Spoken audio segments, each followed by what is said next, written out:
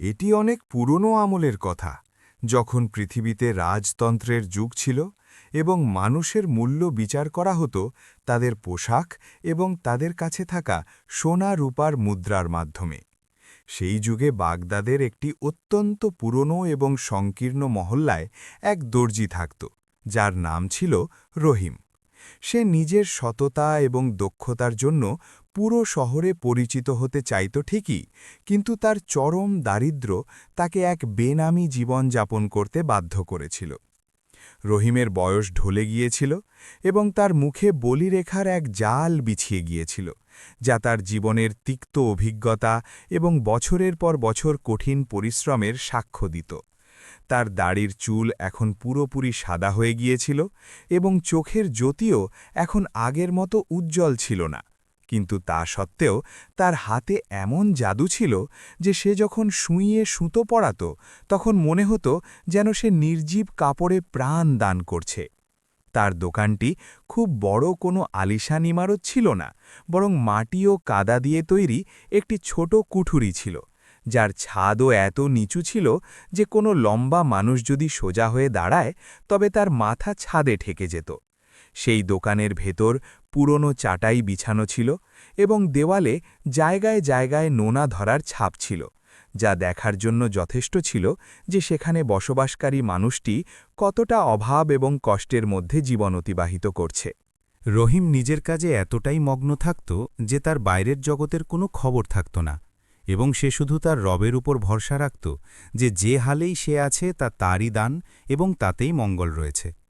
একদিনের কথা, রহিম তার দোকানে বসে একটি পুরনো কুর্তা রফু করছিল এবং তার কপালে ঘামের ফোঁটা চকচক করছিল, কারণ গরম ছিল তার পুরো যৌবনে।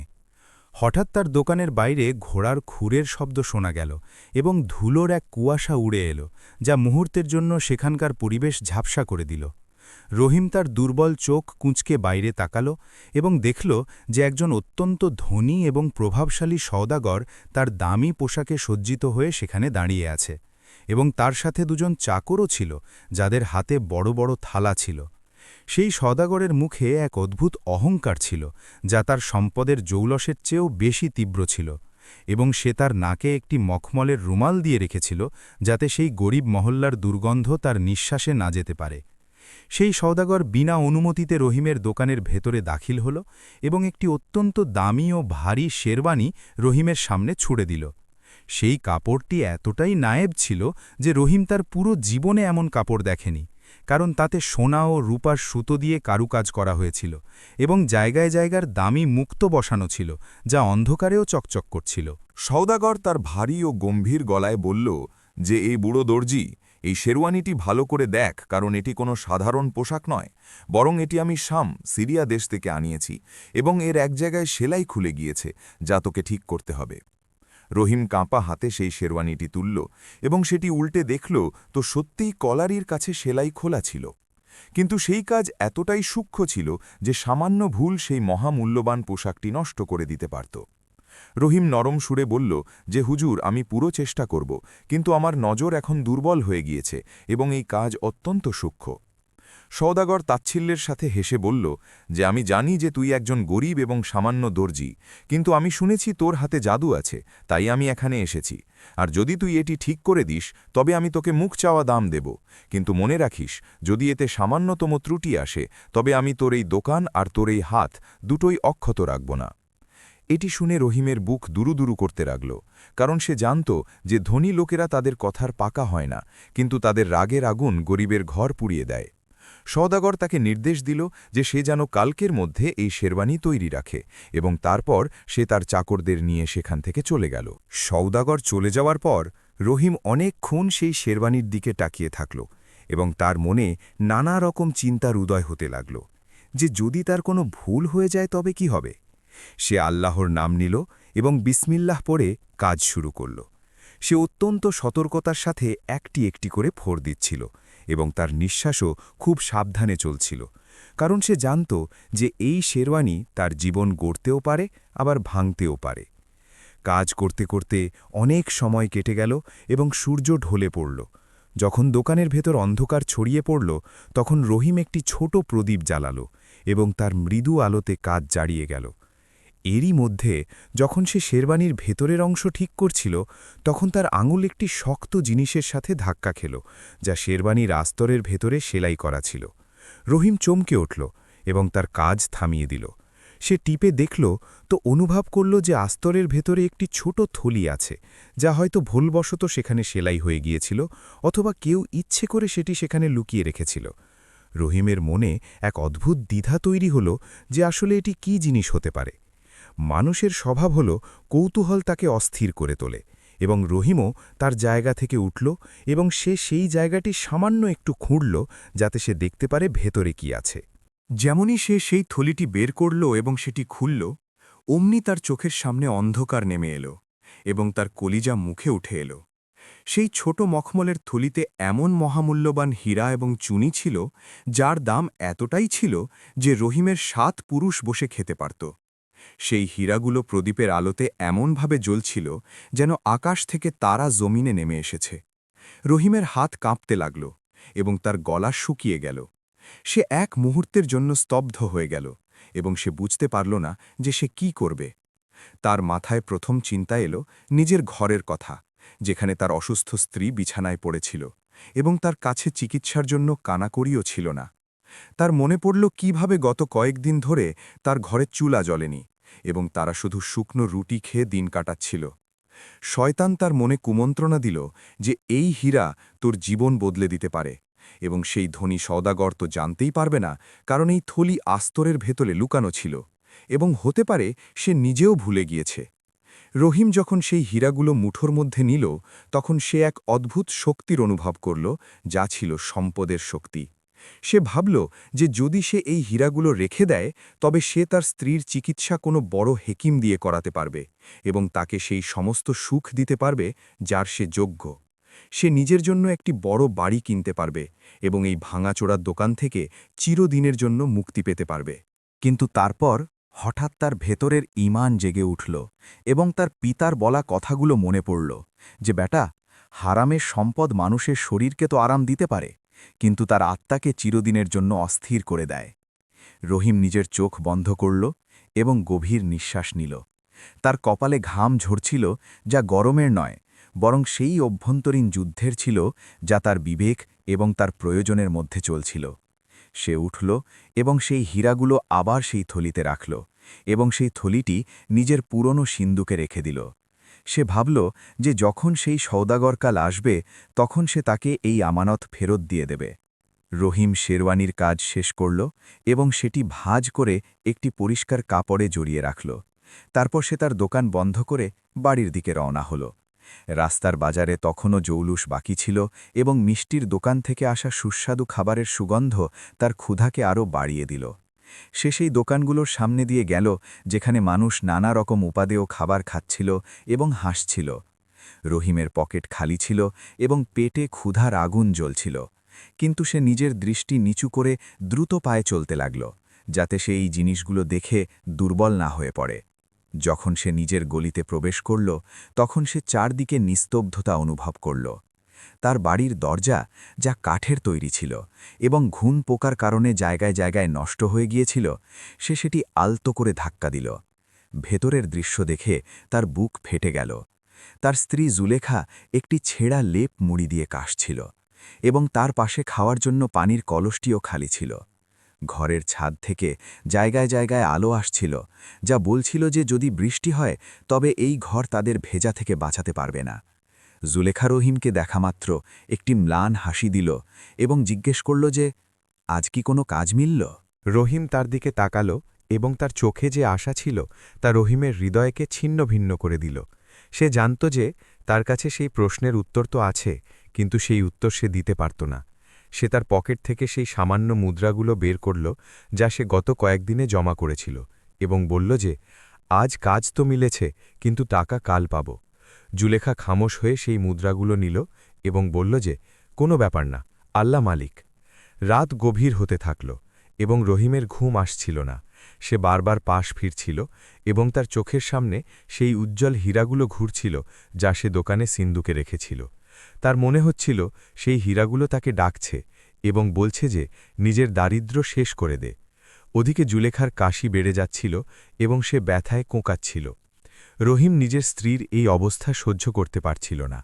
সে উঠল এবং এক পেয়ালা পানি ভরে জুলেখার ঠোঁটে ধরল।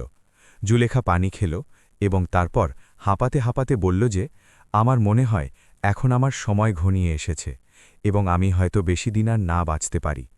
এটি শুনে রহিমের চোখ থেকে অশ্রু ঝরে পড়ল এবং সে জুলেখার হাত ধরে ফেলল। সে বলল যে, তুমি এমন বলো না, আল্লাহ সব ঠিক করে দেবেন। কিন্তু মনে মনে সে জানত যে টাকা ছাড়া এবং চিকিৎসা ছাড়া, আল্লাহর রহমত ছাড়া কোনো অলৌকিক কিছুই তাকে বাঁচাতে পারবে না। ঠিক সেই সময় তার মনে চিন্তা এলো যে, কেননা সে সেই হীরাগুলোর মধ্য থেকে মাত্র একটি ছোট হীরা নিয়ে নেয় এবং বাকি সব ফেরত দিয়ে দেয়। একটি ছোট হীরাতে সওদাগরের কোনো ফারাক পড়বে না, কিন্তু তার স্ত্রীর প্রাণ বেঁচে যাবে। এই চিন্তা আসতেই সে অস্থির হয়ে গেল। অভাবের তাড়নায় করা চুরিও কি গুনাহ হয়? কারো প্রাণ বাঁচানোর জন্য কি আদর্শ ভাঙা যায়? এগুলো সেই প্রশ্ন ছিল যা তার মাথায় ঝড়ের মতো চলছিল। তখনই হঠাৎ মাঝরাতে তাদের দরজায় জোরে জোরে ধাক্কা পড়ল। রহিম এবং জুলেখা দুজনেই ঘাবড়ে গেল যে এত রাতে কে এলো। সেই যুগে রাতে দরজা খটখটানো বিপদের চেয়ে কম ছিল না। হয় তারা সিপাই হতো, নতুবা চোর ডাকাত। রহিম কম্পিত কণ্ঠে জিজ্ঞেস করল যে কে। বাইরে থেকে এক ভারী আওয়াজ এলো যে, দরজা খোলো, আমরা শাহীমহল থেকে এসেছি। শাহীমহলের নাম শুনতেই রহিমের পায়ের তলা থেকে মাটি সরে গেল। তার মনে হল হয়তো সেই সওদাগর জেনে গিয়েছে যে সে সেই থলিটি দেখে ফেলেছে এবং সে সিপাই পাঠিয়ে দিয়েছে। অথবা হতে পারে শেরওয়ানিতে কোনো ত্রুটি রয়ে গিয়েছে এবং তারা তাকে সাজা দিতে এসেছে। নানা রকম ভয়াবহ চিন্তাভাবনা তার মনে আসতে লাগল। সে বিসমেন্ডা পড়ল এবং ভয় পেতে পেতে দরজা খুলল। সামনে দুই হৃষ্টপুষ্ট সিপাই দাঁড়িয়েছিল, যাদের হাতে মশাল ছিল এবং কোমরে তলোয়ার ঝুলছিল। তাদের চোখে যেন আগুন জ্বলছিল। তারা রহিমকে ওপর থেকে নিচ পর্যন্ত দেখল এবং জিজ্ঞেস করল যে, তুমিই কি দর্জি রহিম? রহিম কষ্ট করে নিজের থুতু গিলল এবং মাথা নাড়ল। সিপাহীরা একে অপরের দিকে তাকালো এবং তারপর একজনে এগিয়ে এসে রহিমের কলার ধরে ফেলল এবং বলল যে, তোমাকে আমাদের সাথে এখনই কাজীর দরবারে যেতে হবে। রহিমের স্ত্রী জুলেখা এটি দেখে চিৎকার করে উঠল এবং চারপাই থেকে ওঠার চেষ্টা করতে লাগল, কিন্তু দুর্বলতার কারণে পড়ে গেল। রহিম সিপাইদের হাত জোড় করল এবং মিনতি করতে লাগল যে, আমার স্ত্রী খুব অসুস্থ, তাকে ছেড়ে আমি যেতে পারব না। কিন্তু সেই পাষাণ হৃদয়ের সিপাইদের ওপর তার কথার কোনো প্রভাব হল না। তারা রহিমকে ধাক্কা দিয়ে বাইরে বের করল এবং বলল যে, প্রশ্ন করার অধিকার তোমার নেই, হুকুম পালন করো, নইলে পরিণাম খুব খারাপ হবে। রহিমকে হিঁচড়ে নিয়ে সেই সিপাইরা গলি থেকে বাইরে নিয়ে গেল। রহিম বারবার পেছন ফিরে নিজের বাড়ির দিকে তাকাচ্ছিল, যেখান থেকে তার স্ত্রীর কান্নার আওয়াজ আসছিল। সে ভাবছিল যে, ইয়া আল্লাহ, এটি কেমন পরীক্ষা! আমি তো এখনও আমানতে খেয়ানত করিনি, তবে আমাকে এই সাজা কেন দেওয়া হচ্ছে? আমার সততার কি এটাই প্রতিদান? পথ জুড়ে সে এটাই দোয়া করতে থাকল যে তার স্ত্রীর হেফাজত করো। শহরের গলিগুলো নির্জন ছিল এবং কুকুরের ঘেউ ঘেউ আওয়াজ আসছিল, যা পরিবেশকে আরও ভয়ঙ্কর করে তুলছিল। কিছুক্ষণ চলার পর তারা একটি বড় হাবেলির সামনে পৌঁছাল, যা কাজীর বাড়ি মনে হচ্ছিল না, বরং কোনো এক খুব বড় আমিরের মহল মনে হচ্ছিল। সিপাইরা তাকে ভেতরে ধাক্কা দিল, যেখানে একটি বড় হলে সেই সওদাগর বসেছিল যে তাকে শেরওয়ানি দিয়েছিল। তার সাথে আরও কিছু লোকও ছিল, যারা খুব রাগান্বিত মনে হচ্ছিল। সওদাগর রহিমকে দেখামাত্র বলল যে, এসে গেলি তুই, চোর! রহিম হতভম্ব হয়ে গেল। সে তো চুরিই করেনি, তবে তাকে চোর কেন বলা হচ্ছে? সওদাগর গর্জে উঠে বলল যে, যখন থেকে আমি তোর দোকান থেকে এসেছি, আমার একটি খুব দামি আংটি হারিয়ে গিয়েছে, যা আমি তোর দোকানেই ভুলে গিয়েছিলাম। আমার বিশ্বাস ওটি তুই চুরি করেছিস, কারণ সেই সময় সেখানে তোর ছাড়া আর কেউ ছিল না। রহিম কসম খেয়ে বলল যে, হুজুর, আমি আপনার কোনো আংটি দেখিনি এবং আমি চুরিও করিনি। আমি তো আপনার আমানত শেরওয়ানিকে হাতও দিইনি কাজ করা ছাড়া। কিন্তু সওদাগর তার একটি কথাও শুনল না এবং হুকুম দিল যে একে তল্লাশি করা হোক। সিপাহীরা রহিমের ছেঁড়া পুরনো কাপড়ের তল্লাশি নিতে শুরু করল। রহিমের চোখ থেকে জল পড়ছিল। তার নিজের অপমানের এতটা দুঃখ ছিল না, যতটা এই ভয়ের ছিল যে যদি তারা কিছু না পায়, তবে এই লোকেরা তাকে মেরে ফেলবে বা জেলে ভরে দেবে এবং তার স্ত্রী ঘরে একাই মরে যাবে। তল্লাশিতে সিপাইরা কিছুই পেল না। রহিমের কাছে সেই সামান্য কয়েকটা মুদ্রা ছাড়া আর কিছুই ছিল না। সওদাগরের রাগ আরও বেড়ে গেল। সে বলল যে, মনে হয় ও সেই আংটি কোথাও লুকিয়ে রেখেছে বা নিজের দোকানে পুঁতে রেখেছে। একে নিয়ে যাও এবং এর দোকানের কোনায় কোনায় তল্লাশি চালাও, আর যদি সেখানেও না পাওয়া যায় তবে এর বাড়ির তল্লাশি নাও। বাড়ির নাম শুনতেই রহিম তোড়পে উঠল। সে সওদাগরের পায়ে পড়ে গিয়ে বলল যে, হুজুর, আমার ঘরে যাবেন না, আমার স্ত্রী খুব অসুস্থ, সে মরে যাবে, আপনারা যে সাজা চান আমাকে দিন, কিন্তু আমার ঘরের আবরু নিয়ে খেলবেন না। কিন্তু সম্পদের নেশায় মত্ত সেই সওদাগরের গরিবের ইজরাত আর জানের কি পরোয়া।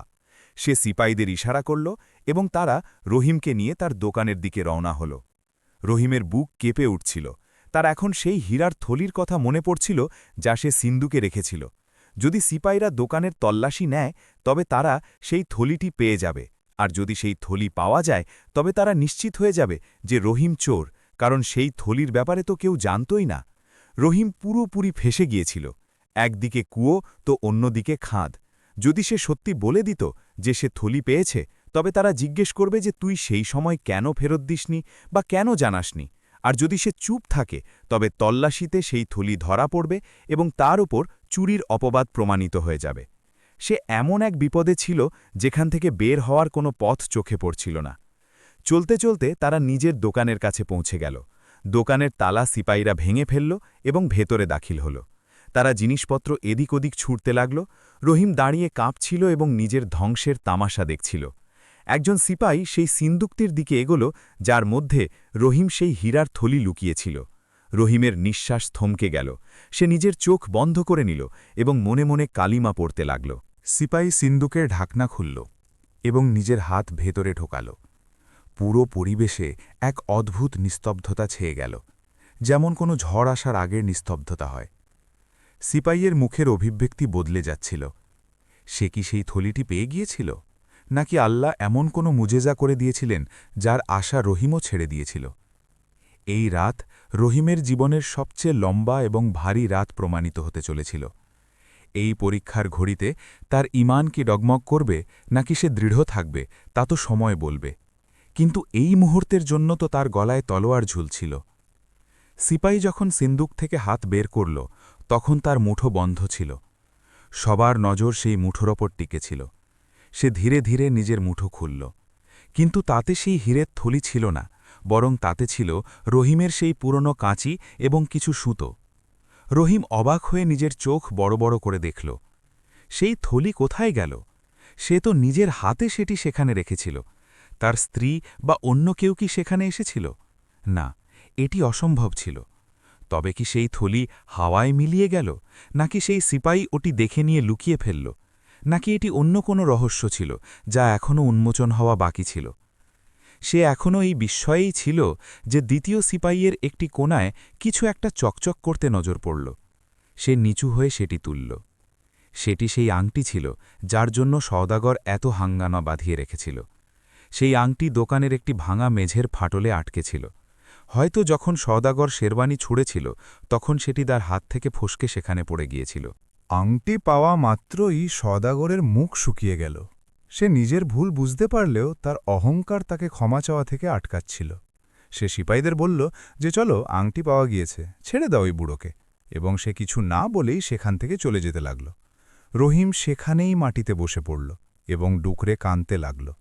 এই জল খুশির ছিল নাকি দুঃখের তা বলা মুশকিল ছিল, কিন্তু সবচেয়ে বড় প্রশ্ন এখনও তার মাথায় হাতুড়ির মতো বাজছিল যে আসলে সেই মহামূল্যবান হীরের থলি সিন্দুক থেকে কোথায় উধাও হয়ে গেল, এবং কি এই উধাও হওয়া তার জন্য কোনো নতুন বিপদ আনতে চলেছিল। কারণ সে জানত যে সেই থলি যতটা দামি ছিল ততটাই বিপজ্জনকও ছিল। এখনও তো রহিম এটাও জানত না যে শেরওয়ানিটি সে সেলাই করেছে তাতে আরও কী রহস্য দাফন আছে, এবং সেই থলি কে বের করল।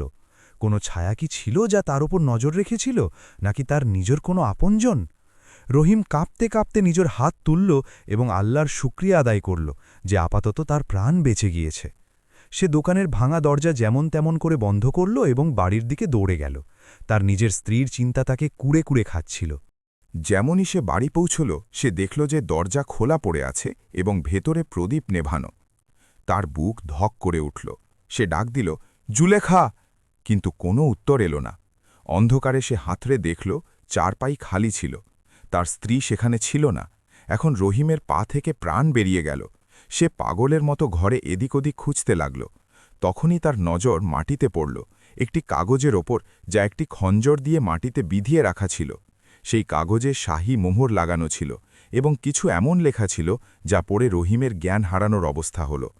তার স্ত্রীকে শাহী হেকিমের কাছে নিয়ে যাওয়া হয়েছিল, কিন্তু কেন এবং কার হুকুমে? এগুলো সেই প্রশ্ন ছিল যার উত্তর জানার জন্য রহিমকে এখন নিজের জীবনের বাজি লাগাতে হতো। সেই কাগজটি হাতে নিয়ে রহিমের আত্মা শুকিয়ে যাচ্ছিল এবং তার শরীরের একটি লোম খাড়া হয়ে গিয়েছিল, কারণ শাহী হেকিমের কাছে কাউকে নিয়ে যাওয়ার মানে হতো হয় খুব বড় মেহেরবানি, নতুবা খুব বড় কোনো ষড়যন্ত্র। সে কাঁপা হাতে সেই খঞ্জরটি মাটি থেকে উপড়ে নিল এবং নিজের কোমরে গুঁজে নিল, যা হয়তো তার হেফাজতের জন্য যথেষ্ট ছিল না, কিন্তু তাকে একটি মিথ্যা সান্ত্বনা অবশ্যই দিচ্ছিল। রহিম একটি শেষ নজর নিজের বিধ্বস্ত বাড়ির ওপর দিল, যেখানে সব জিনিস ইলোমেলো পড়েছিল, এবং তারপর সে উন্মাদের মতো বাইরের দিকে দৌড়ে গেল। রাত এখন তার পূর্ণ যৌবনে ছিল, এবং বাগদাদের গলিগুলো কোনো কালো নাগিনীর মতো নিস্তব্ধ ও ভয়াবহ লাগছিল। রহিমের পায়ে জুতো ছিল না, এবং রাস্তার কাঁকড় তার তলা ছিন্নভিন্ন করে দিচ্ছিল, কিন্তু সে শরীরের কোনো ব্যথার অনুভব করতে পারছিল না, কারণ তার মনে যে ভয় বসেছিল তা শারীরিক কষ্টের চেয়ে অনেক বেশি গভীর ছিল। সে গৌড়ে যাচ্ছিল, এবং তার নিঃশ্বাস কোনো কামারের হাপড়ের মতো চলছিল। তার মাথায় শুধু জুলেখার মুখ ঘুরছিল, এবং সে ভাবছিল যে আসলে শাহী হেকিমের জুলেখার কি প্রয়োজন পড়ে গেল। সেই সওদাগর কি কোনো মিথ্যে অভিযোগ করেছে, নাকি ব্যাপার অন্য কিছু? শাহী মহল শহরের অন্য প্রান্তে ছিল, এবং সেখানে পৌঁছানোর জন্য রহিমকে সেই অন্ধকার গলিগুলো দিয়ে যেতে হতো, যেখানে রাতের বেলা পাখিও ডানা ঝাপটাতে ভয় পেত। হাওয়া শোঁ করছিল, এবং দূরে কোথাও শেয়ালের কান্নার আওয়াজ আসছিল, যা পরিবেশকে আরও ভয়ঙ্কর করে তুলছিল। রহিম প্রতিটি শব্দে চমকে উঠত, এবং তার মনে হতো কেউ তাকে পিছু করছে। সে গলির মোড়ে থামত এবং তার ছয় চোখে এদিক ওদিক দেখত, আর তারপর আল্লাহর নাম নিয়ে এগিয়ে যেত। তার বুড়ো হাড়ে এখন আর শক্তি বেঁচে ছিল না, কিন্তু তার ভালোবাসা তাকে পড়তে দিচ্ছিল না। চলতে চলতে রহিমের মনে হল তার পেছনে পায়ের শব্দ আসছে। সে পেছন ফিরে দেখল তো পেছনে শুধু ঘন অন্ধকার ছিল, কিন্তু যেমনই সে এগিয়ে গেল সে আবার সেই শব্দ শুনতে পেল, যেন কোনো ছায়া তার সাথে সাথে চলছে। রহিম নিজের গতি আরও বাড়িয়ে দিল। তখনই হঠাৎ একটি সংকীর্ণ গলির মুখে সে দুটি মশাল জ্বলতে দেখল। এটি শাহী মহলের পেছনের দরজা ছিল, যেখানে সাধারণ মানুষের যাওয়া কঠোরভাবে নিষেধ ছিল। সেখানে দাঁড়িয়ে থাকা পাহারাদারদের হাতে লম্বা বর্শা ছিল, এবং তাদের মুখ পাথরের মতো শক্ত ছিল। রহিম যেমনই তাদের কাছে পৌঁছল, পাহারাদাররা তাদের বর্শা উঁচিয়ে ধরল এবং গম্ভীর আওয়াজে তাকে থামার হুকুম দিল। রহিম হাঁপাতে হাঁপাতে সেই কাগজের টুকরোটি তাদের দিকে বাড়িয়ে দিল, যাতে শাহী মোহর ছিল। পাহারাদার মশালের আলোতে সেই কাগজটি দেখল এবং একে অপরের দিকে একটি রহস্যময় দৃষ্টি বিনিময় করল। তারা কোনো প্রশ্ন ছাড়াই দরজা খুলে দিল, যেন তারা আগে থেকেই জানত যে কেউ আসবে। এই বিষয়টি রহিমের জন্য আরও বেশি আশ্চর্যের ছিল, কারণ শাহী মহলে একজন সামান্য দর্জির এভাবে স্বাগত হওয়া কোনো বিপদের সংকেতের চেয়ে কম ছিল না। সেই ভারী লোহার দরজা এক অদ্ভুত ক্যাচক্যাচ আওয়াজের সাথে খুলল, এবং রহিম শাহী মহলের সীমানায় দাখিল হল। ভেতরের দৃশ্য বাইরের জগৎ থেকে একদম আলাদা ছিল। যেখানে বাইরে ধুলো আর নোংরা ছিল, সেখানে ভেতরে মার্বেলের মেঝে ছিল, যা চাঁদের আলোতে চকচক করছিল। বাগান থেকে রাতকি রানী এবং জুইয়ের সুগন্ধ আসছিল, যা রহিমের ঘামের দুর্গন্ধের ওপর প্রভাব বিস্তার করছিল। কিন্তু রহিমের এসব জিনিস দেখার সময় ছিল না। একজন নীরব সিপাই সামনে এলো এবং সে রহিমকে ইশারায় নিজের পেছনে আসতে বলল। তারা দুজনেই মহলের লম্বা এবং জটিল অলিন্দ দিয়ে যেতে লাগল। সেই অলিন্দগুলোতে এতটাই নিস্তব্ধতা ছিল যে রহিম নিজের হৃৎস্পন্দনের শব্দ শুনতে পাচ্ছিল। দেওয়ালে টাঙানো পুরনো ছবিগুলো তাকে এক দৃষ্টে দেখছিল, এবং তার মনে হচ্ছিল যেন সে কোনো জ্যান্ত মানুষের পেটের ভেতর হাঁটছে। অনেকক্ষণ হাঁটার পর তারা একটি খুব বড় দরজার সামনে থামল, যাতে সোনার কারুকাজ করা ছিল। সিপাহী দরজা খুলল এবং রহিমকে ভেতরে ধাক্কা দিল। ভেতরের দৃশ্য দেখে রহিমের চোখ কপালে উঠল। সেটি ছিল একটি শাহী চিকিৎসালয়, যেখানে নানা রকম ভেষজ ওষুধের সুগন্ধ ছড়িয়েছিল। ঘরের মাঝখানে একটি মখমলের বিছানায় জুলেখা শুয়েছিল, এবং তার পাশে দুজন দাসী দাঁড়িয়ে তাকে পাখা করছিল। জুলেখার চোখ বন্ধ ছিল, কিন্তু তার মুখে সেই কষ্ট ছিল না যা বাড়িতে ছিল, বরং একটি অদ্ভুত প্রশান্তি ছিল। রহিম দৌড়ে তার কাছে যেতে চাইল, কিন্তু তখনই একটি ভারী কণ্ঠস্বর তার পা থামিয়ে দিল। ঘরের একটি অন্ধকার কোণ থেকে একজন লম্বা এবং প্রভাবশালী ব্যক্তি বাইরে বের হল। এটি শাহী হেকিম ছিল, যার খ্যাতি পুরো বাগদাদে ছিল। হেকিম তার গভীর ও শীতল চোখে রহিমকে দেখল এবং বলল যে, এসো রহিম দর্জি, আমরা তোমারই অপেক্ষা করছিলাম। রহিম হাত জোর করে বলল যে, হুজুর, আমার স্ত্রীকে এখানে কেন আনা হয়েছে এবং আমার অপরাধ কি? হেকিম একটি ম্লান হাসির সাথে বলল যে, তোমার স্ত্রীর এমন একটি অসুখ আছে যার চিকিৎসা শুধু শাহী চিকিৎসালয়েই সম্ভব ছিল, এবং সেই সওদাগর আমাদের বলেছিল যে তুমি খুব প্রতিশ্রুতিবান, তাই আমরা ভাবলাম তোমার সাহায্য করা যাক। রহিমের হেকিমের কথায় বিন্দুমাত্র বিশ্বাস হল না, কারণ শাহী লোকেরা বিনা কারণে কোনো গরিবের ওপর মেহেরবান হয় না।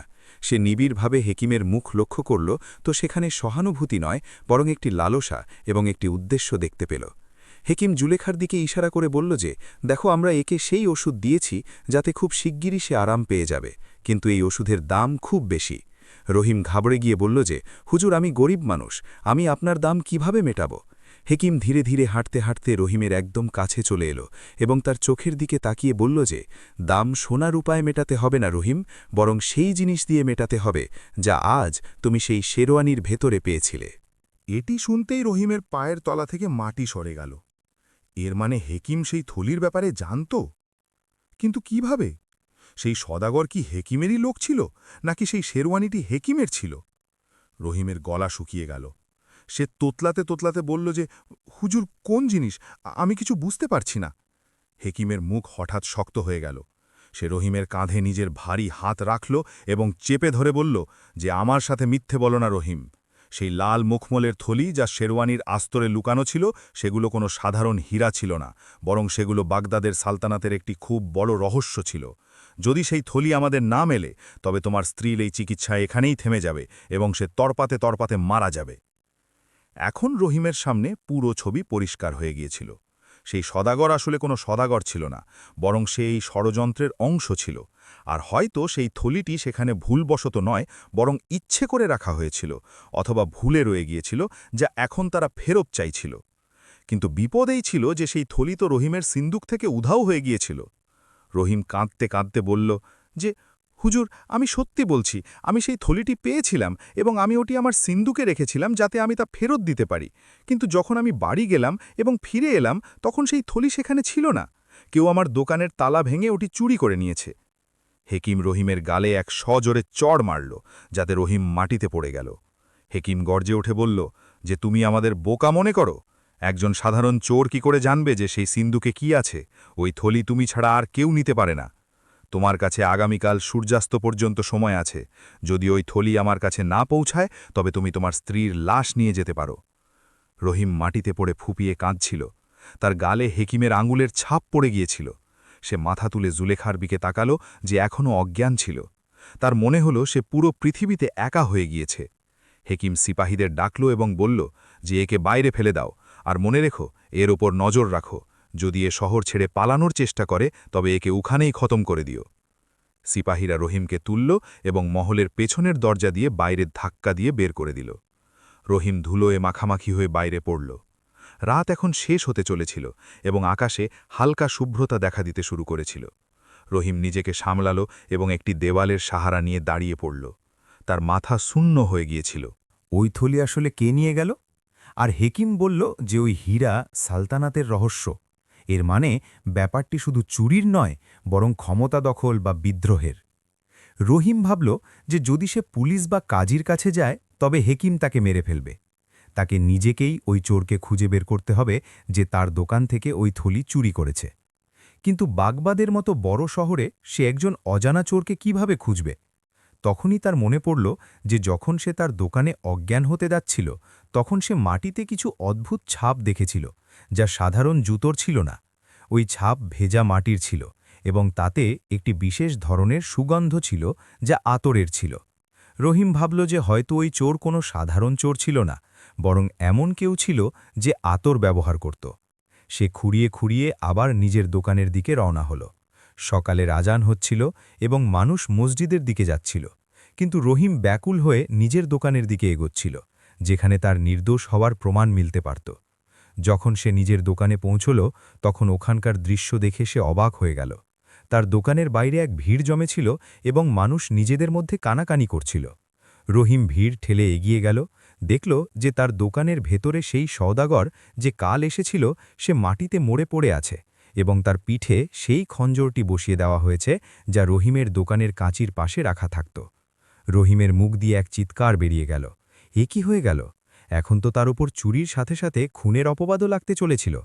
সওদাগরের লাশের পাশে রক্ত দিয়ে কিছু লেখা ছিল যা মানুষ পড়ার চেষ্টা করছিল। রহিম ভালো করে দেখল তো সেখানে রক্ত দিয়ে একটি নকশার মতো কিছু বানানো ছিল এবং তার নিচে একটিই শব্দ লেখা ছিল হামশাকাল, প্রতিচ্ছবি। রহিমের মাথা ঘুরে গেল। হামশাকাল? কার হামশাকাল? ওই সওদাগরের কি কোনো হামশাকাল ছিল নাকি রহিমের? সে এখনও এটি ভাবছিল, তখনই ভিড় থেকে কেউ চিৎকার করে বলল যে দেখো, এটাই সেই দর্জি, এই মেরেছে, কারণ এই দোকানটি এর। মানুষের নজর রহিমের ওপর জমে গেল। সেই নজরগুলোতে ঘৃণা আর রাগ ছিল। রহিমের মনে হল এখন তার অন্তিম সময় ঘনিয়ে এসেছে। সে পেছাতে লাগল, কিন্তু ভিড় তাকে ঘিরে ধরল।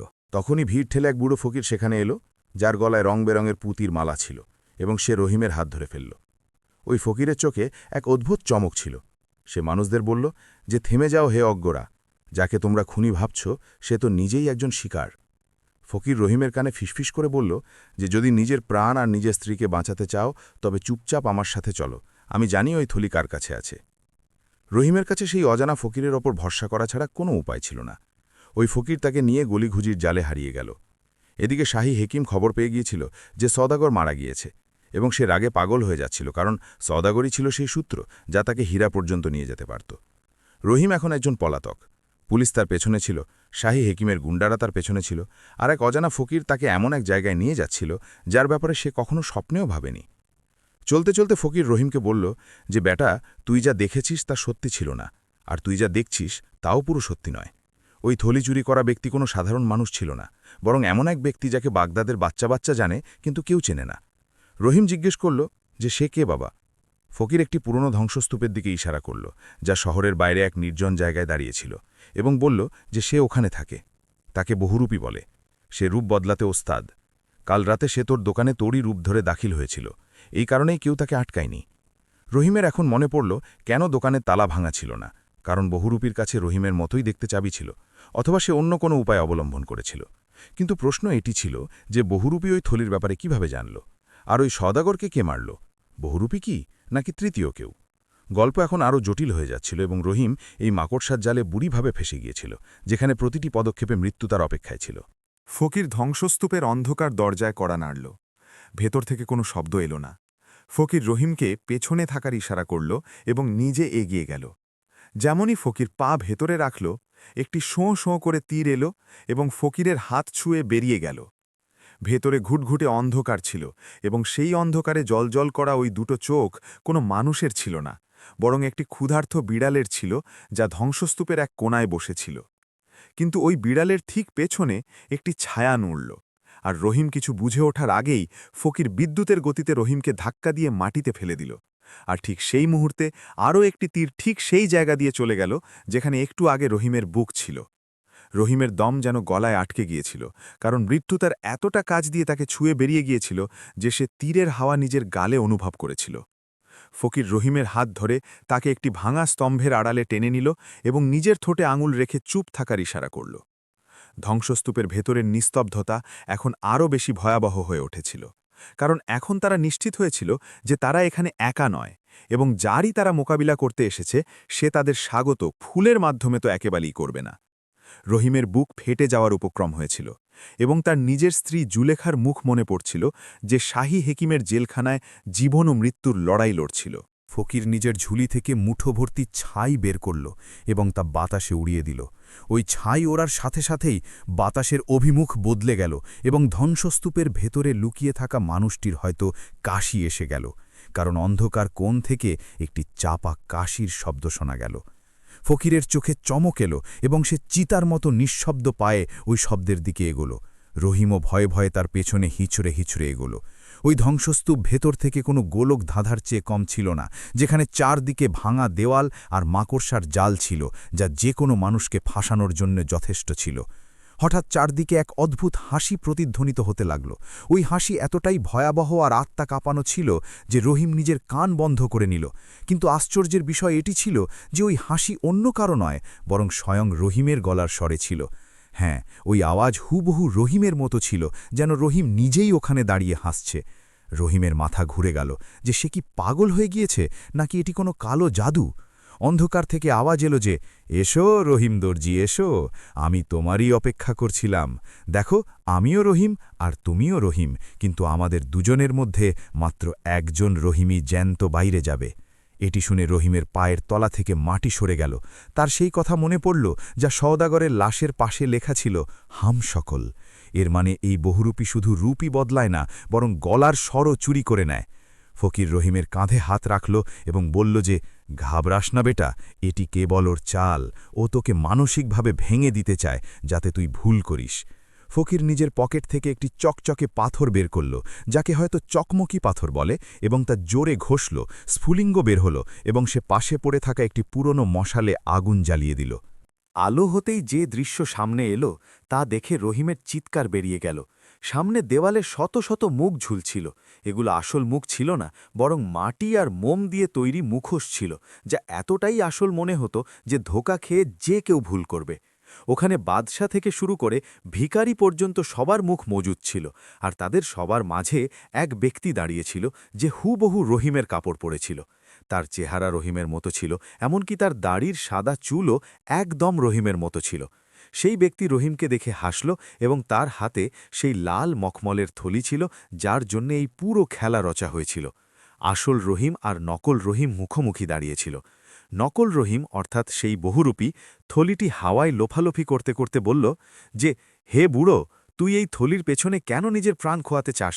এতে এমন কি আছে যে তুই মৃত্যুর মুখে চলে এলি? রহিম হাতে পায়ে ধরে বলল যে, ভাই, আমাকে এই থলি দিয়ে দাও, আমার স্ত্রী মারা যাবে। শাহী হেকিম বলেছে যে যদি সন্ধে পর্যন্ত এই থলি না মেলে তবে সে আমার জুলেখাকে মেরে ফেলবে।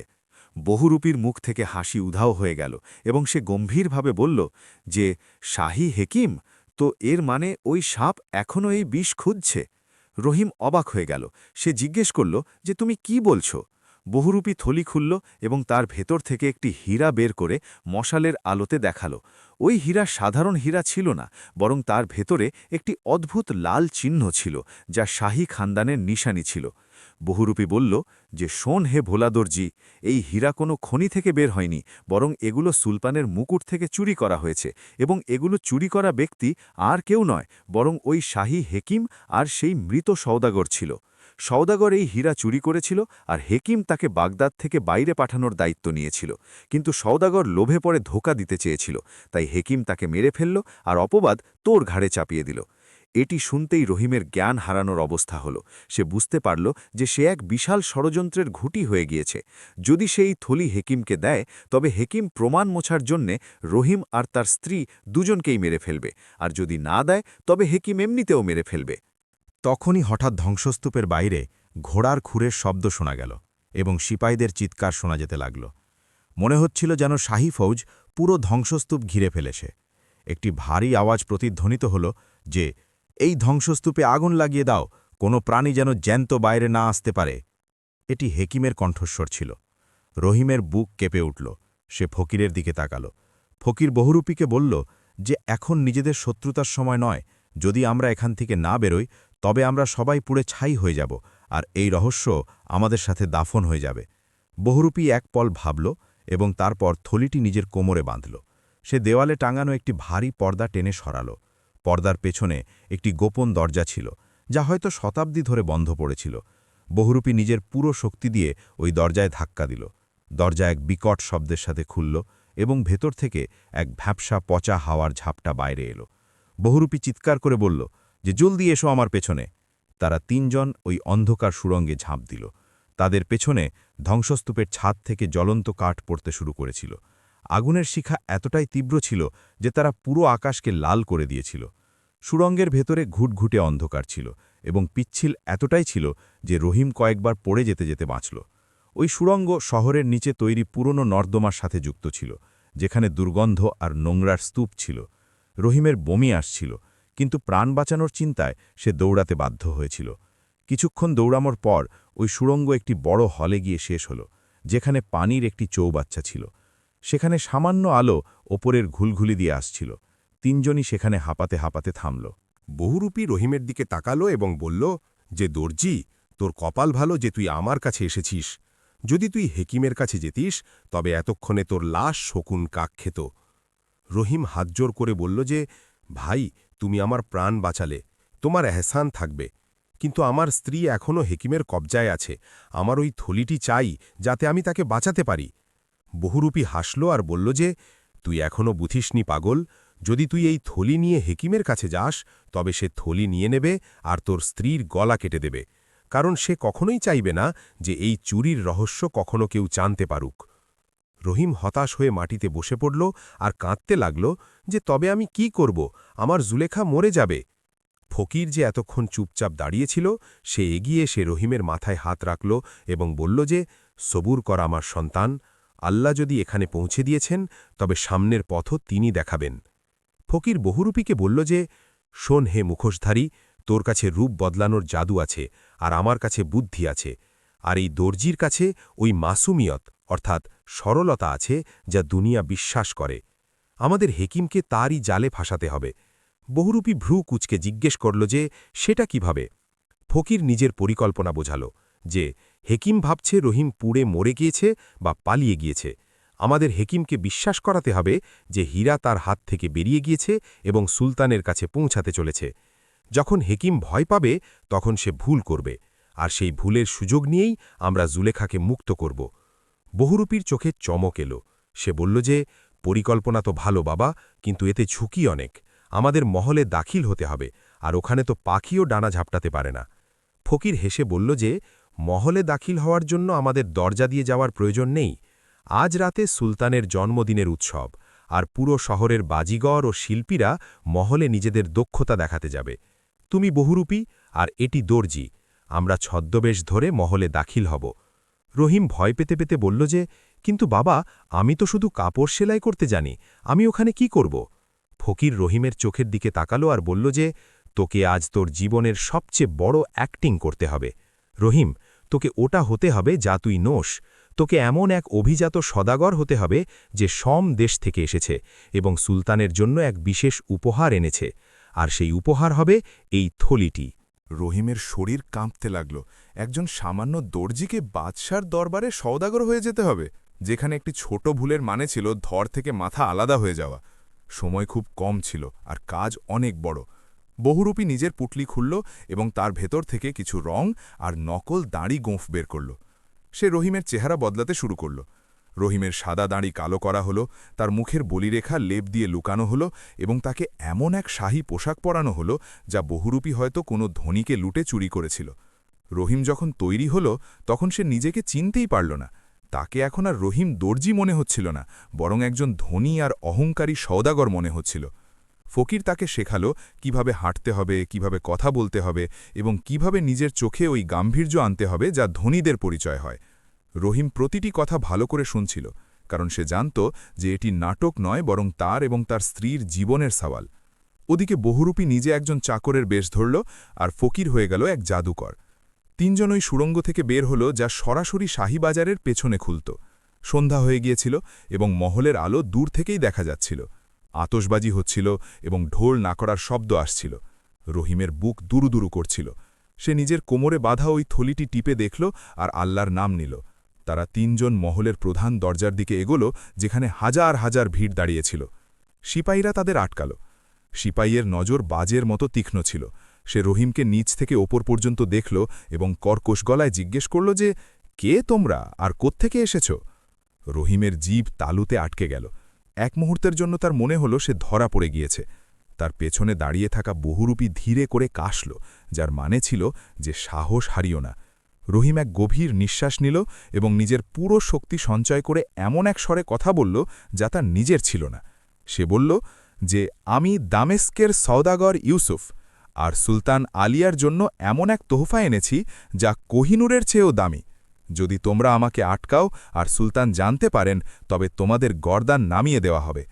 রহিমের কণ্ঠে এতটাই আত্মবিশ্বাস আর এতটাই গাম্ভীর্য ছিল যে সিপাই এক মুহূর্তের জন্য দমে গেল। সে রহিমের দামি পোশাক দেখল আর তারপর মাথা ঝুঁকিয়ে সালাম করল এবং রাস্তা ছেড়ে দিল। রহিম ভেতরে পা রাখল তো তার মনে হল সে মৃত্যুর মুখে পা রেখেছে। মহলের আঙিনা সাজানো ছিল এবং চারদিকে আলো ছিল, কিন্তু রহিমের চোখ শুধু ওই জায়গাটি খুঁজছিল যেখানে হেকিম বসে থাকবে। আর তখনই সে দেখল যে সুলতানের তখতের ডান পাশে সেই জালিম হেকিম বসে আছে এবং তার মুখে এক পৈশাচিক হাসি ছিল। হেকিমের নজর ভিড়ের মধ্যে ঘুরছিল, যেন সে কাউকে খুঁজছে। হঠাৎ হেকিমের নজর রহিমের ওপর পড়ল। সে কি রহিমকে চিনে ফেলল? হেকিম নিজের চোখ কুঁচকে ভালো করে রহিমকে দেখতে লাগল। হেকিমের ওই তীক্ষ্ণ আর সন্দেহে ভরা নজর রহিমের মুখে কোনো খঞ্জরের মতো বিঁধে গিয়েছিল এবং রহিমের মনে হল এখন তার খেলা শেষ। হেকিম নিজের জায়গা থেকে উঠে সুলতানের কানে কিছু ফিসফিস করল, আর সুলতানের মুখেও এক কঠোর ভাব ফুটে উঠল। সুলতান নিজের হাত হাওয়ায় তুললেন, আর ঠিক সেই মুহূর্তে সমস্ত গানবাজনা আর উৎসব থেমে গেল। পুরো দরবারে এক শ্মশান নীরবতা ছেয়ে গেল, যেখানে শুধু রহিমের দ্রুত চলা নিঃশ্বাসের শব্দ শোনা যাচ্ছিল। হেকিম ধীরে ধীরে সিঁড়ি দিয়ে নেমে রহিমের কাছে এলো এবং রহিমের চোখের দিকে তাকিয়ে দেখল। রহিমের শরীর কাঁপছিল, কিন্তু সে নিজের নজর নামাল না, কারণ এখন তার বিশ্বাস হয়ে গিয়েছে যে মৃত্যু তো অবধারিত, তবে ভয় কিসের। হেকিম হঠাৎ নিজের হাত বাড়াল আর রহিমের মুখে লাগানো ওই নকল দাড়ি এক ঝটকায় টেনে খুলে ফেলল। রহিমের মুখ থেকে মুখোশ সরে যেতেই দরবারে উপস্থিত প্রতিটি মানুষ বিস্ময়ে চিৎকার করে উঠল। সেই অভিজাত সওদাগর ইউসুফ হঠাৎ সেই বুড়ো আর অসহায় দর্জি রহিমে পরিণত হল। হেকিম এক পৈশাচিক হাসি হেসে সুলতানের দিকে তাকালো আর বলল যে, জাহাপনা, দেখলেন আপনি, আমি চিনে ফেলেছিলাম যে শাহী পোশাকে লুকানো এই ব্যক্তি কোনো সওদাগর নয়, বরং সেই সামান্য দর্জি আর চোর যে সালতানাতের খাজানা চুরি করেছে। সিপাইরা তৎক্ষণাৎ নিজেদের তলোয়ার বের করে নিল এবং রহিমের ঘাড়ের ওপর রাখল। সেই ফকির আর বহুরূপী যারা রহিমের সাথে এসেছিল তারাও ভিড়ের মধ্যে কোথাও হারিয়ে গিয়েছিল, আর রহিম এখন একদম একা দাঁড়িয়েছিল নিজের মৃত্যুর মুখোমুখি। রহিম নিজের ঘাড়ের ওপর রাখা শীতল তলোয়ার অনুভব করল, কিন্তু আজ তার চোখে জল ছিল না, বরং এক অদ্ভুত চমক ছিল, যা সত্যের চমক ছিল।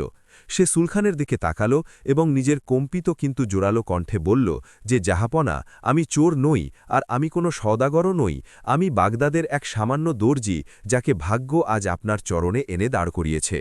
হেকিম চিৎকার করে বলল যে, খামোশ হতভাগা, তোর এত সাহস যে তুই সুলতানের সামনে মুখ চালাস? সিপাইরা, এর গর্দান নামিয়ে দাও। কিন্তু সুলতান হাতের ইশারায় সিপাইদের থামিয়ে দিলেন, কারণ সুলতানের জহুরি চোখ রহিমের চোখে সেই সত্যটা দেখে নিয়েছিল যা কোনো অপরাধীর চোখে থাকে না। সুলতান বললেন যে, একে বলতে দাও, আমরা শুনতে চাই যে কেন একজন দর্জিকে নিজের প্রাণ হাতে নিয়ে আমাদের মহলে ঢোকার প্রয়োজন পড়ল। রহিম নিজের কোমর থেকে সেই লাল মখমলের থলিটি খুলল এবং তা সুলতানের চরণে রেখে দিল। থলির মুখ খুলতেই সেই মহামূল্যবান হীরা পুরো দরবারকে নিজের আলোয় ঝলমল করে দিল। সুলতান ওই হীরাগুলো দেখে নিজের সিংহাসন থেকে দাঁড়িয়ে পড়লেন, কারণ ওই হীরাগুলো কোনো সাধারণ হীরা ছিল না, বরং সেগুলো সুলতানের বংশগত মুকুটের সেই বিরল রত্ন ছিল, যা কয়েক মাস ধরে নিখোঁজ ছিল। রহিম বলল যে, জাহাপনা, এটি সেই খাজানা যা চুরির অপবাদ আমার ওপর লাগানো হয়েছে। যদি আমি চোর হতাম তবে এটি নিয়ে পৃথিবীর যে কোনো কোনায় লুকিয়ে যেতে পারতাম আর আলিশান জীবন কাটাতে পারতাম, কিন্তু আমি এটি নিয়ে আপনার কাছে এসেছি। হেকিমের মুখ ফ্যাকাশে হয়ে গেল আর তার কপালে ঘাম ঝরতে লাগল। সে কথা সামলানোর চেষ্টা করে বলল যে, জাহাপনা, এ মিথ্যে বলছে, এ ধরা পড়ে গিয়েছে, তাই এখন এ গল্প ভাঁজছে যাতে নিজের প্রাণ বাঁচাতে পারে। রহিম হেকিমের দিকে আঙ্গুল তুলে বলল যে, না জাহাপনা, আসল চোর এই হেকিম আর সেই মৃত সওদাগর ছিল, যারা আপনার মুকুট থেকে এই হীরা চুরি করেছিল আর অপবাদ আমার ওপর চাপিয়ে দিয়েছিল। আর এখন আমার জুলেথা, আমার নিরপরাধ স্ত্রী, এই জালিম হেকিমের কবজায় আছে আর নিজের শেষ নিঃশ্বাস গুনছে। হেকিম রাগে বলল যে, জাহাপনা, এ পাগল, এর কথায় বিশ্বাস করবেন না। মামলা খুব নাজুক হয়ে পড়েছিল এবং সুলতান দ্বিধায় ছিলেন যে কার ওপর বিশ্বাস করবেন, নিজের অনুগত মনে করা হেকিমের ওপর নাকি এই অপরিচিত দর্জির ওপর। তখনই দরবারের দরজা এক শোরগোল হল এবং ভিড় ঠেলে সেই বুড়ো ফকির আর বহুরূপী ভেতরে দাখিল হল। বহুরূপী নিজের পিঠে এক অজ্ঞান মহিলাকে বয়ে এনেছিল। সে আর কেউ নয়, বরং রহিমের স্ত্রী জুলেখা ছিল। বহুরূপী জুলেখাকে আলতো করে মাটিতে শুইয়ে দিল। রহিম দৌড়ে জুলেখার কাছে গেল এবং তার মাথা নিজের কোলে তুলে নিল। ফকির সুলতানকে সালাম করল এবং বলল যে, জাহাপনা, প্রমাণ আপনার সামনে। আমরা শাহী হেকিমের গোপন তয়খাদা থেকে এই মহিলাকে উদ্ধার করে এনেছি, যেখানে একে শিকল দিয়ে বেঁধে রাখা হয়েছিল। যদি এই হেকিম নির্দোষ হয় তবে সে কেন একজন দর্জির স্ত্রীকে নিজের তয়খানায় কয় করে রেখেছিল? এখন হেকিমের কাছে পালানোর কোনো পথ বাকি ছিল না। তার গুনাহ পুরোপুরি ফাঁস হয়ে গিয়েছিল। সুলতানের মুখ রাগে লাল হয়ে গেল। তিনি গর্জে উঠে হুকুম দিলেন যে এই নিমকহারাম হেকিমকে গ্রেফতার করো এবং একে সেই কালকুঠরিতেই বন্দী করো যেখানে এই মাসুম মহিলাকে রেখেছিল। সিপাইরা হেকিমকে জাপটে ধরল এবং তাকে হিঁচড়ে দরবার থেকে বাইরে নিয়ে গেল। সুলতান নিজের সিংহাসন থেকে নিচে নামলেন এবং রহিমের কাছে এলেন। তিনি রহিমের কাঁধে হাত রাখলেন এবং বললেন যে, হে রহিম, তোমার সততা আর তোমার সাহস আজ আমাদের সালতানাতের ইজ্জত বাঁচিয়ে দিয়েছে। চাও কি চাও? আজ তুমি যা চাইবে আমরা তোমাকে দেব। চাইলে আমরা তোমাকে আমাদের উজির বানিয়ে নিতে পারি বা সোনা রূপা দিয়ে তোল করতে পারি। রহিম নিজের স্ত্রী জুলেখার দিকে তাকাল, যাকে শাহী হেকিমরা জ্ঞান ফেরানোর চেষ্টা শুরু করে দিয়েছিল। রহিম সুলতানের সামনে হাত জোড় করল এবং চোখে জল নিয়ে বলল যে, জাহাপনা, আপনার মহানুভবতার জন্য শুক্রিয়া, কিন্তু আমার উজিরই চাই না আর দৌলতও চাই না। আমার শুধু আমার ওই ছোট দোকান আর আমার সেই ভাঙা ঘরটি ফেরত চাই, যেখানে আমি আর আমার জুলেখা শান্তিতে দুমুঠো ভাত খেতে পারি। আর আমি চাই আপনি শুধু এইটুকুই করে দিন যাতে ভবিষ্যতে কোনো গরিবকে তার দারিদ্র্যের কারণে চোর না ভাবা হয়। সুলতানের চোখও ভিজে এলো। তিনি বললেন যে, যাও রহিম, আমরা তোমাকে তোমার দোকানও দিলাম আর শাহী খাজানা থেকে এত ইনাম দিলাম যে তোমার 7 পুরুষ রাজত্ব করবে। কিন্তু মনে রেখো, তোমার মতো ধনী মানুষ এই পুরো সালতানাতে কেউ নেই, কারণ তোমার কাছে ঈমানের দৌলত আছে। রহিম নিজের স্ত্রীকে নিয়ে নিজের ঘরে ফিরে এলো। শাহী সাহায্যে তার ঘর পাকা করে দেওয়া হলো এবং তার জীবন সুখ স্বাচ্ছন্দ্যে কাটতে লাগল। কিন্তু সে কখনো সুই সুতো ছাড়ল না। সে শেষ নিঃশ্বাস পর্যন্ত নিজের দোকানে বসে কাপড় সেলাই করে গেল আর মানুষকে সততার শিক্ষা দিয়ে গেল। বাগদাদের মানুষ আজও সেই দর্জির গল্প শোনায়, যে নিজের সততা দিয়ে শুধু নিজের স্ত্রীর প্রাণী বাঁচায়নি, বরং শাহী খাজানাও হেফাজত করেছিল এবং প্রমাণ করে দিয়েছিল যে সত্য লাঞ্ছিত হতে পারে, কিন্তু পরাজিত নয়।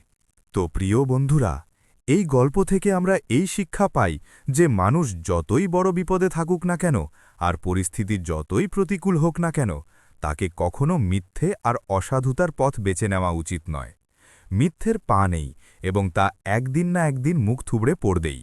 যেখানে সত্য তিক্ত হতে পারে, কঠিন হতে পারে, কিন্তু শেষমেশ জয় তারই হয়।